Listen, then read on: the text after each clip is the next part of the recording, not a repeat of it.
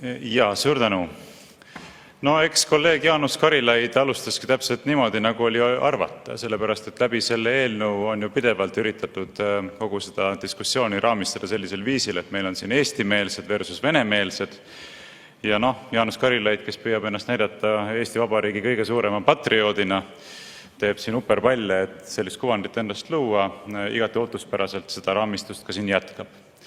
Nüüd ma Jaanusele tuletan meelde, et 9. aprillil, kui eelnõu esimest korda vastu võeti, siis sina lõpphääletuse eelselt teatasid, tsiteerin, usuvabadus on Eestis tagatud, seda ei saa mitte keegi eitada, kes mõtleb tervemõistuslikult. Keegi ei saa vaidlustada, kes mõtleb tervemõistuslikult.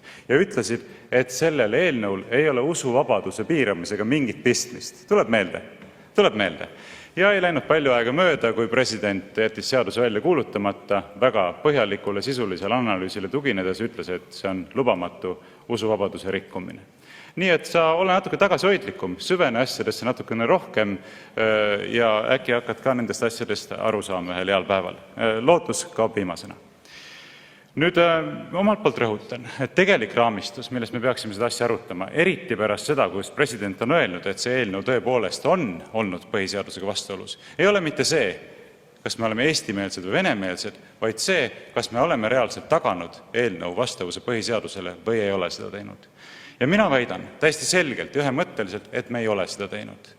Vastupidi, on tehtud kosmeetilisi muudatusi selleks, et luua illusiooni, justkui oleks põhiseaduse vastasus kõrvaldatud, aga me teame täiesti ühemõtteliselt ja selgelt, et presidendi hinnanguga on see eelnõuga sellisel kujul vastuolus. Kuidas me seda teame? Õiguskomisjonis ma küsisin selle kohta, presidendi kantseleid esindanud Mall Grambergilt, rääkisin sellest ka eelmisel lugemisel toimunud kõnes, nii et kõik olete saanud võimaluse seda kuulda, kuna ma vahendasin seda teile. Ja presidendi kantseleid esindaja ütles, et ei, ka sellisel kujul muudetuna presidendi hinnangul on see endiselt põhiseadusega vastuolus. Nii et mitte keegi siin saalis täna ei saa öelda, et ta ei tea, et ta hääletab eelnõu poolt, mis on presidendi poolt endiselt põhiseadusega vastuolus. Teate seda ja ometi teete seda. Ja see näitab seda, et tegelikku austust põhiseaduse vastu ei ole. Seda enam, et presidendi poolt esitatud argumente ei ole ju keegi teist ümber lükanud.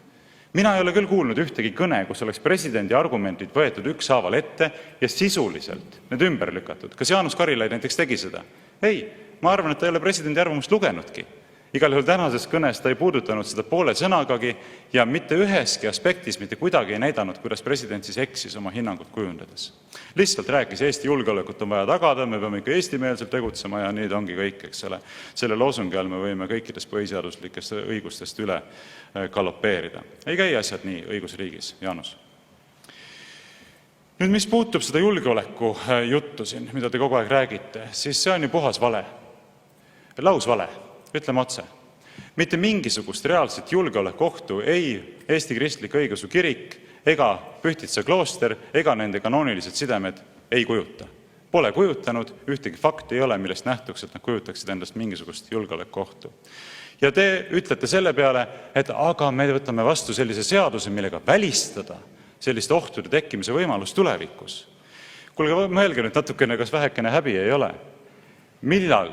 Mis ajast saati õigusriigis käivad asjad sellisel viisil, et me hakkame lõpetamisega ähvardama erinevaid organisatsioone selleks, et välistada nendega seonduvalt tulevast julgeolekuohtude tekkimine.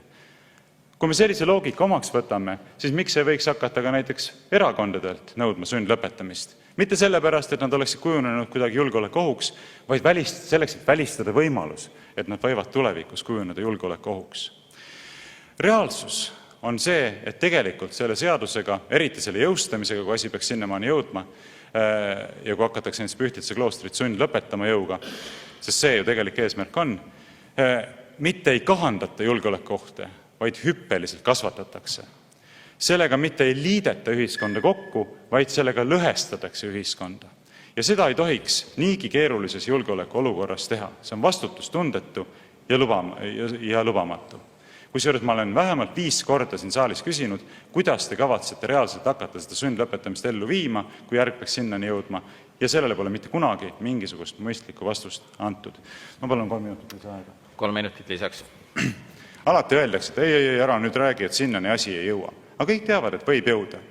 Ja see on ka üks selle seaduseelnõu põhilisi probleeme. Te olete deklareerinud, et eesmärgiks on Eesti julgeoleku tagamine, aga tegelikuks eesmärgiks on ju Pühtitsa kloostri ja Eesti Kristliku Õigeusu Kiriku sundimine oma seniste kanooniliste sidemete lõpetamisele. See tuleb väga selgelt välja ka presidendi hinnangust. President ütleb, kui te tahate tagada julgeolekut, siis selleks on ju kehtivas õiguses kõik võimalused olemas. Ja keegi ei saa nagu ümber ka lükata seda, et põhimõtteliselt presidendil on õigus, ta toob karistusseadustikust kõik paragrahvid esile, mis ütlevad, et ei tohi näiteks tegeleda riigi reetmisega erinevas tähenduses, ei tohi tegeleda vaenuliku mõjutustegevusega, kõik muud sellised asjad. Tõesti on hoovad olemas, aga ükski nendest hoobadest ei võimalda teil sundida neid oma kanoonilisi sidemeid katkestama. Ja see ongi see põhjus, miks teil on tegelikult seda eelnõud vaja. Aga võt sellisest eesmärgist lähtuvat usuvabaduse piiramist ei võimalda põhiseadus. Ja see ongi see tupik, millest olete iseennast tüürinud kõiki hoiatusi ignoreerides.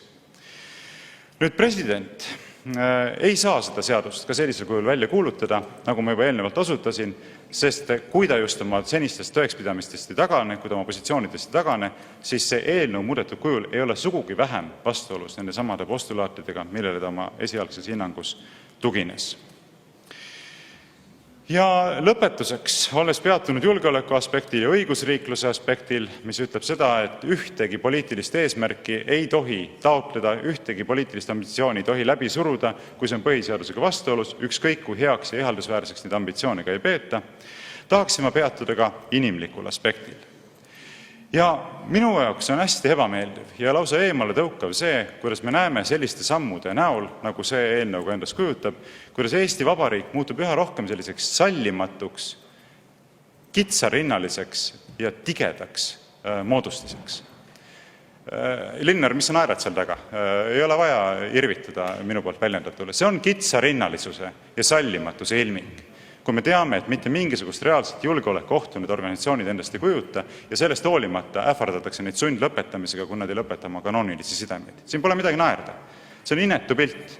Mina ei taha sellises Eesti Vabariigis elada. Kui palju on räägitud sallimatusest ja sallivuse vajadusest, kui on tarvis olnud normaliseerida homoseksuaalseid suhteid ja ümber määratleda abielu? Palju olete sellest rääkinud?